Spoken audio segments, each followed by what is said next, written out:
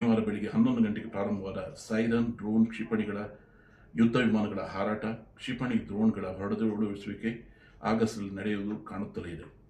Drone ಕ್ಷಿಪಣಿಗಳು ಹೊರಟಿರುವ ಸೂಚನೆಯಾಗಿ ಕೆಲವು ಗಂಟೆಗಳ ಅಂತರದಲ್ಲಿ ಸೈರನ್ ಮೊರೆತ ನಡೆದೇ ಇದೆ. ಸೈರನ್ ಮೊಳಗುವುದು ಶತ್ರು ದೇಶದ ಡ್ರೋನ್ ಕ್ಷಿಪಣಿಗಳ ಯುದ್ಧ ವಿಮಾನಗಳ ಸೂಚನೆ. ಸುರಕ್ಷಿತ ತಾಣಗಳಿಗೆ ತೆರಳಿ ರಕ್ಷಿಸಿಕೊಳ್ಳಿ ಎಂಬ ಸೂಚನೆ ಹೊರತು ಕೆಲವರ ಅಸಂಬದ್ಧ ಹೇಳಿಕೆಯಂತೆ ಸುರಕ್ಷಿತವಾಗಿ ಇದೆ ಅಂತ ಅಲ್ಲ. ಯುದ್ಧ ಆಪತ್ಕಾಲ ತುರ್ತು ಪರಿಸ್ಥಿತಿ ಸೂಚನೆಯಾಗಿ ಸೈರನ್ ಮೊಳಗಿಸುವ ಹೊರತು ಶಾಂತಿ ಕಾಲದಲ್ಲಿ ಸೈರನ್ ಮೊಳಗುವುದಿಲ್ಲ. ಹಾಗಾಗಿ ಶೆಲ್ಟರ್ಗಳನ್ನು 196 ಶೆಲ್ಟರ್ಗಳನ್ನು ಘೋಷಿಸಿದರೂ ಕೂಡ ಅಂಥ ಆತಂಕದ ಪರಿಸ್ಥಿತಿ ಬಂದಿಲ್ಲ. ಹಾಗಾಗಿ ಜನಜೀವನ ಯಾವುದೇ ನಿರಾತಂಕವಾಗಿ ನಡೆದಿದೆ, ಕೆಲಸ ಕಾರ್ಯಗಳು ನಿರ್ವಿಘ್ನವಾಗಿ ನಡೆದಿದೆ. ಹಾಗೆ ಖಾಸಗಿ ಮತ್ತು ಸರಕಾರಿ ಸಂಚಾರ ವ್ಯವಸ್ಥೆ ಕೂಡ ಸುಗಮವಾಗಿ ನಡೆಯುತ್ತಾ ಇದೆ. ಆಹಾರ ವಸ್ತುಗಳಲ್ಲಾಗಲಿ ಅವಶ್ಯಕ ವಸ್ತುಗಳಾಗಲಿ ಯಾವುದೇ ಕೊರತೆ ಕಂಡು ಬಂದಿಲ್ಲ. ಯುದ್ಧ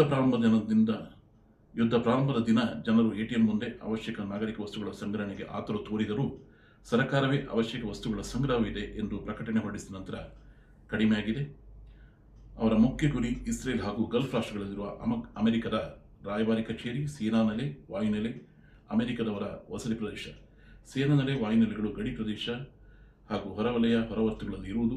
ನಮ್ಮ ನಗರದ ಸರ್ಕಾರದ ನಗರ ಯೋಜನೆಯ ಪ್ರಾಜೆಕ್ಟ್ ಗಡಿ ಪ್ರದೇಶದಲ್ಲಿದ್ದು ಮರುಭೂಮಿಯ ಮಟ್ಟಸವಾದ ನೆಲವಿರುವುದರಿಂದ ಎಲ್ಲ ದಾಳಿ ಪ್ರತಿದಾಳಿಗಳನ್ನು ನೋಡಬಹುದು, ಕೇಳಬಹುದು. ನಮ್ಮ ಹತ್ತಿರದ ವಾಯುನೆಲೆ ಕೂಡ ಹಾನಿಯಾಗಿದೆ.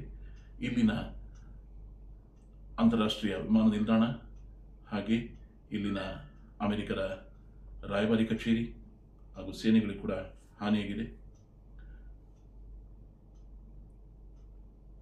ಇನ್ನೊಂದು 2.5 ದಶಕಗಳಿಂದ ಕುವೈಟ್ನಲ್ಲಿದ್ದು ಕೆಲವು ಗಲ್ಫ್ ಯುದ್ಧಗಳನ್ನು ನೋಡಿದ್ದು. 2003 ಕುವೈಟ್ ಇರಾಕ್ ಯುದ್ಧದ ಸಮಯದಲ್ಲಿ ಕೂಡ ಈ ಯುದ್ಧ ಪರಿಸ್ಥಿತಿ ನಮಗೆ ಅನುಭವವಾಗಿದೆ. ಹಾಗಾಗಿ ಯುದ್ಧ ಇಲ್ಲಿ ಗಲ್ಫ್ ರಾಷ್ಟ್ರಗಳಲ್ಲಿ ಹೊಸತೇನೂ ಅಲ್ಲ. ಇಲ್ಲಿ ಮೊದಲ ದಿನವೇ ಅಂತಾರಾಷ್ಟ್ರೀಯ ವಿಮಾನ ನಿಲ್ದಾಣ ಮುಚ್ಚಿದ್ದು ಯಾವುದೇ ಉಡ್ಡಯನ ನಡೆಯುತ್ತಿಲ್ಲ. ವಿಮಾನ ನಿಲ್ದಾಣದ ಮೇಲೆ ದಾಳಿಯಿಂದ ಹಾನಿಗೊಳಗಾಗಿದೆ. ಪ್ರತಿ ದಾಳಿಯಿಂದ ಡ್ರೋನ್ ಕ್ಷಿಪಣಿ ಅವಶೇಷಗಳು ಜನವಸತಿ ಪ್ರದೇಶಗಳಲ್ಲೂ ಬಿದ್ದಿವೆ.